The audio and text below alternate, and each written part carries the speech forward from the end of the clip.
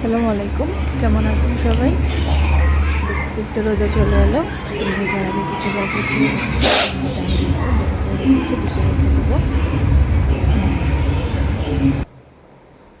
এই তো বাজার থেকে একটা জগ নিয়েছি।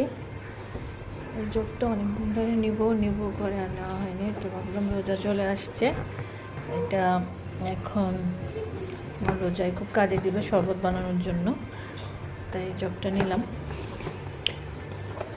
জগটা দেখি খুলে,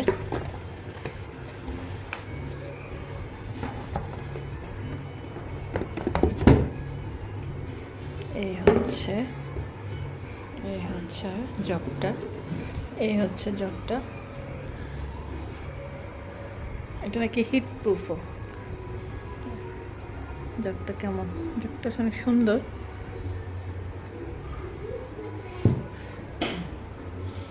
আর দেখুন কি সুন্দর দুইটা নাগামরিচ।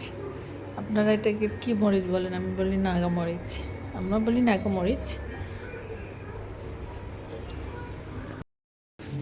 এখন আমার ডাইনিং টেবিলটাকে আমি একটা রোজার জন্য সুন্দর একটা লুক দিব, সেট আপ করবো রোজার জন্য। ডাইনিং টেবিলটাকে একটু পরিষ্কার করে সুন্দর করে মুছে নিয়ে তারপর এটাকে সুন্দর একটা লুক দেওয়ার চেষ্টা করতেছি, দেখি কেমন হয়। ওকে,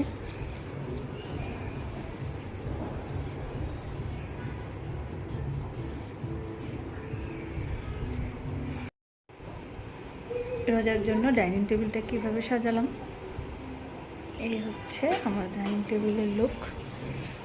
এখানে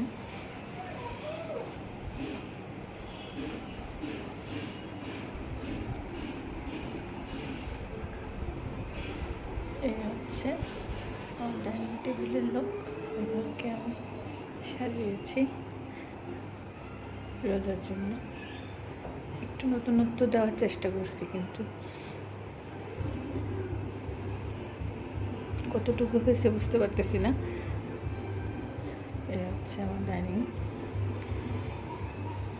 হচ্ছে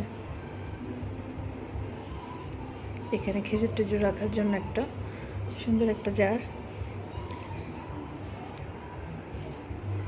এই হচ্ছে ফাইনাল লুক।